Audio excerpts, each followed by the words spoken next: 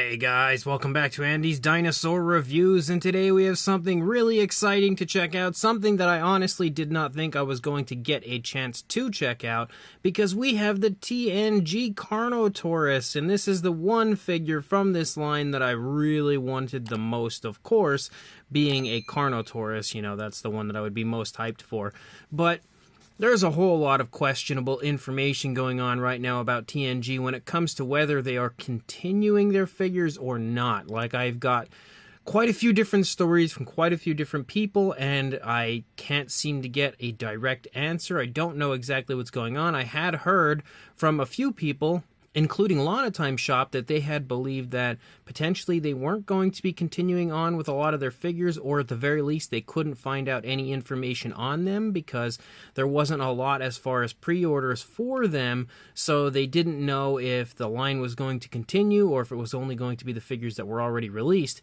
But then my good friend Dino Mike Mac, who I had asked to kind of search out some of the TNG figures, if you happen to notice them online anywhere, for sale, to let me know right away, stumbled upon quite a few of them, so maybe they are still going to release the figures.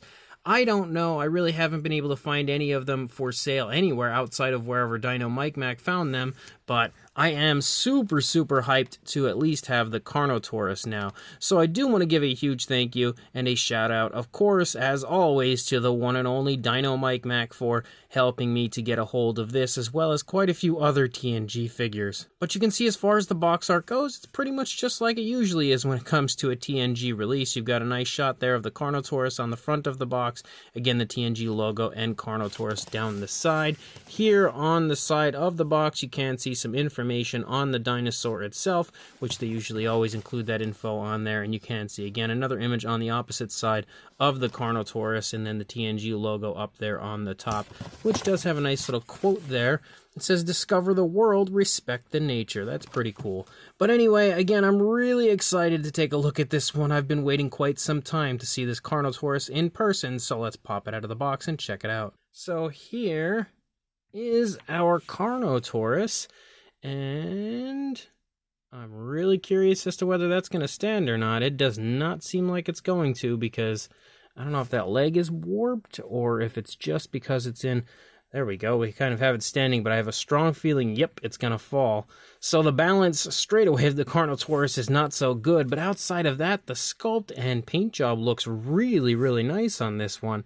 And definitely, I would say, even better than what I see on the promotional images for the figure. I'm going to go ahead and go out on a limb, though, and say that whoever sculpted this Carnotaurus is the same person that sculpted the Velociraptor that I had reviewed recently, only because for some reason, to me, the head sculpt, just kind of like the overall appearance and the fine detail of the head sculpt, almost reminds me of that raptor, even though it is a little bit different, but for some reason, it just kind of gives me those raptor vibes from the Velociraptor we've already reviewed. But again, it looks really good here when it comes to the sculpt and paint. Definitely is a shame, though, that it does not want to stand, because it's got kind of a cool pose for it, kind of a cool position. I guess we can just leave it like that, where it leans on the tail, and maybe it's just sort of making a right turn, I guess. I don't know. But regardless, again, it does look pretty darn cool here at first glance, so let's jump to a closer look at it right now. So, starting up here at the head sculpt of our Carnotaurus, you can see straight away, again, the fine detail looks really nice. We have some very crisp, very nice looking sculpt and detail here on the face as well. Definitely a big fan of what I'm seeing when it comes to the skin texture and everything. You can see the nostrils are sculpted out here on the tip of the snout. You can also see the eye is sculpted nicely and painted nicely with a white and a black pupil. There's some nice creasing there around the eye. And you have quite a bit of variation as far as the skin texture and the appearance to it goes here in the face. As you can see, we have finer skin texture there in the palate area, and then kind of rougher, rugged looking skin texture and scale detail there up and around the eye and then down into the snout and stuff. So quite a bit of variation as far as that goes. I will say the coloration, especially in the face, but pretty much all over the body, absolutely reminds me a lot of the Carnotaurus from Jurassic World Fallen Kingdom, and I feel like that might have been the inspiration for the paint apps of this figure. Again, the design isn't exactly the same, but specifically up here in the face, it really looks like it.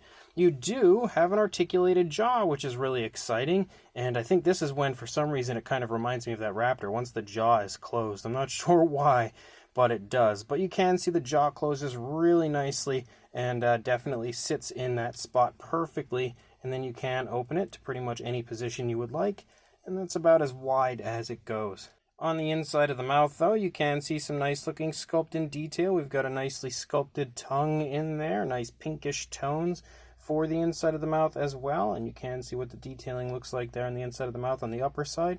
Also looks pretty nice. Again, that pink tone runs everywhere. We've got the teeth sculpted out, and they are all sculpted individually, all painted individually. Maybe some slight sloppiness to the teeth, but not really a whole lot. Again, they're very small teeth, and it's painted in a factory, so I can understand maybe some slight sloppiness, so that's nothing to really be concerned about. As you lead up here to the top of the head, you can see some more rough and rugged looking skin texture, again kind of larger scales. You've got those classic Carnotaurus horns up here on the top of the head, and as you lead back into the top of the neck, you see some ridges picking up there running down the spinal column. You can also see some nice mixtures of like the really cool reddish brown that we have for the Carnotaurus and some black tones, which looks really nice. You've got a lot of creasing because the Carnotaurus has its head turned pretty sharply to its right, so you would definitely expect to see creasing like that. And you can see those classic osteoderms, those rows of osteoderms moving down the course of the neck, something that we pretty much always see on Carnotaurus. As we move down a little bit further, you continue to see how nice the skin texture looks. Like, it honestly looks really nice. There's a very smooth transition to this light tone for the underside.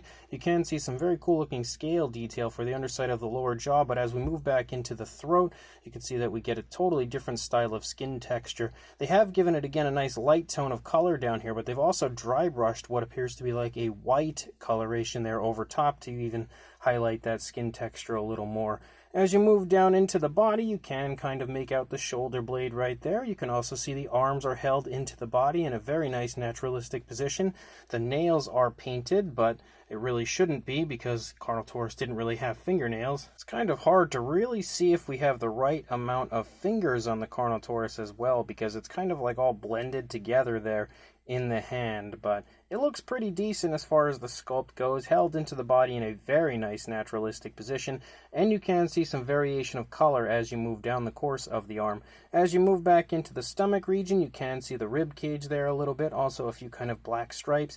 You can also see how the coloration lightens in the stomach region, but very smoothly transitions back to those reddish browns as you move up, and you have more of that black kind of running down the course of the body, designing, has like a striping effect over the top of the back, but then has like a line of it that leads down from this large ring in the neck and follows down along the course of a large portion of the body into like the hip region. You can see some nice skin detail here as they have the skin kind of stretching off of the stomach into the leg, but also some creasing up here in the top of the hip.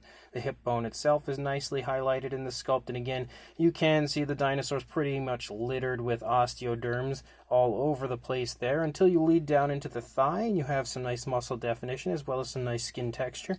More of those stripes again as you lead down with those black stripes in the thigh area, and you can see how it lightens to the lighter tone there on the back of the thigh. You've got a very nicely sculpted kneecap as well as a very nicely sculpted calf muscle. And then as you lead down, the foot sculpt looks really nice. We have some scoots running down the front of the foot down into the toes, nicely painted nails with a glossy black, and I like that there's actually variation of color within the foot, as you can see those reddish browns and blacks kind of trading places and kind of going back and forth there as you move down the course of the foot. That looks really nice, and you can see the dew claw is painted on the opposing foot. You can see the dew claw is also painted on this foot. But as we move back up into the tail, you again can see that we have some nice looking skin texture, some nice looking paintwork, and more of that kind of designing. But now the black tones have kind of broken up, and now they just kind of spot and sporadically show up. As you move out the length of the tail, more really nice looking skin texture. You've got those ridges running down along the spinal column of the Carnotaurus. We also have a really nice elegant curve to the tail as you move out. As you check out the underside, we've got more beautiful skin texture as well as a cloaca here on the underside of the Carnotaurus. As you continue to move along, you can see how nice it looks leading out. And then if we take a look at the opposing side of the head, again, very nice, very precise paintwork, just like we had seen on the initial side. And then as you move down, you can see more of that kind of almost somewhat armored look to the neck of this Carnotaurus leading down. Also, some tensing in the neck, especially as you reach the base of the neck leading into the body. You can really see some tensing there. And then as you lead down, again, the arm is held into the body in a nice naturalistic position. Definitely looks like we do have the right number of digits, but again, there shouldn't really be claws on that hand.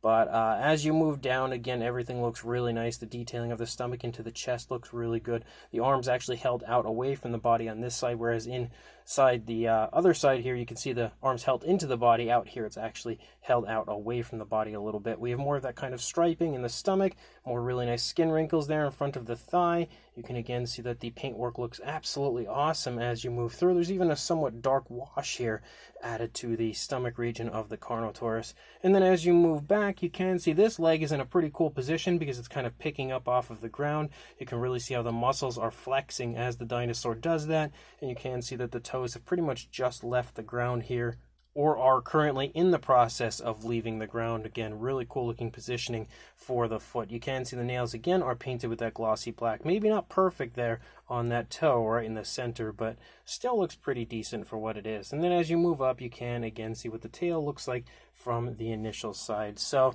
even though it doesn't stand perfectly, I think the sculpt is beautiful and the paint job is equally as beautiful. Definitely way better than the Velociraptor that I recently reviewed. I would like to get an accurate size for this in the position that it's meant to stand in when it comes to like the height and everything. So we're going to prop it up with a PNSO stand because it's still giving me a little trouble standing. I think I could probably try heating the foot up and then trying to push it into position. It seems like the right foot might be slightly warped and that could be causing the dinosaur to fall over. Even if it was totally positioned correctly, I still feel like this one might have some stability issues.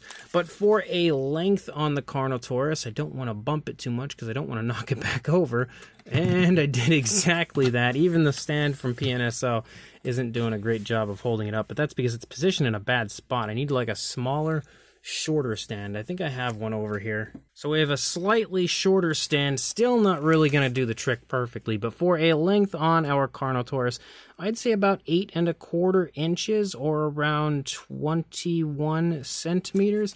And then for a height, about 4 inches or 10 centimeters, maybe about 10½, somewhere in that vicinity. For a size comparison, there is Mr. Papo T-Rex, the Attack Pack Colovosaurus, and Robert Muldoon from the Mattel Jurassic World toy line next to our TNG Carnotaurus, giving you a pretty good idea of the fact that this Carnotaurus is fairly small overall, definitely by no means a large figure. And for another comparison to show you that, we have a Mattel Velociraptor standing here next to the Carnotaurus, which you can see these two are fairly similar in size. A little bit more body mass and length on the Carnotaurus, but not a whole lot. Pretty much the same thing when you bring in a Mattel Dilophosaurus next to the Carnotaurus. Again, fairly similar in size, though the Dilophosaurus is crouched a whole lot more than our Carnotaurus. We've also got the Safari LTDU Tyrannus stepping in here for a comparison as well. Then for a TNG comparison, we've got ourselves the TNG Woolly Mammoth next to the Carnotaurus,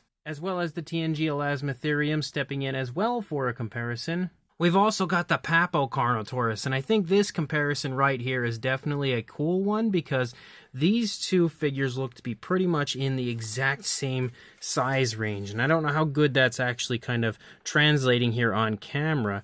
But here in person, you can definitely see that they are pretty much the same size range, just posed differently. So if you do have the Papo Carnotaurus, you're absolutely going to have a pretty good idea of the size of the TNG version. And then for one final comparison, we have the TNG Carnotaurus next to the PNSO version of the Carnotaurus. And you can see my PNSO version currently is in need of a stand to stand up, although I do have two of these guys. I'm not sure if the other one stands like this or not. I'll have to check that out because this one was kind of in an awkward position on the shelf. I may have warped his legs.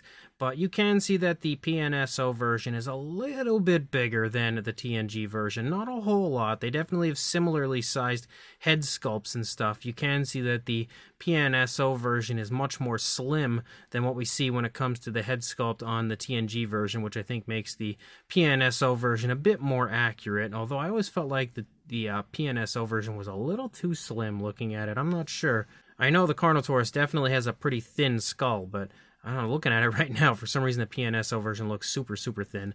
But regardless, again, you can see roughly what they are size-wise next to each other. Not too far off overall, but the PNSO version is definitely a little bit bigger. So this brand new TNG Carnotaurus is definitely another really cool figure, and I'm actually really happy to see how nice it turned out, because I almost started to lose a little faith in TNG when I had seen the Velociraptor that they had released, because even though it was pretty cool, I just felt like it wasn't quite up to the same quality I had seen on their previous releases, like the Quetzalcoatlus, the Spinosaurus, and all of those prehistoric mammals they had released. They were all honestly phenomenal, and each and every time they far exceeded my expectations. But then the Velociraptor, even though it was pretty cool, it kind of declined in quality, I would say. Definitely didn't meet my expectations. Maybe my expectations just got a little too high after all of the mammals. I don't know. But this Carnotaurus has absolutely restored my faith in TNG, because it's really well done. The sculpt is great.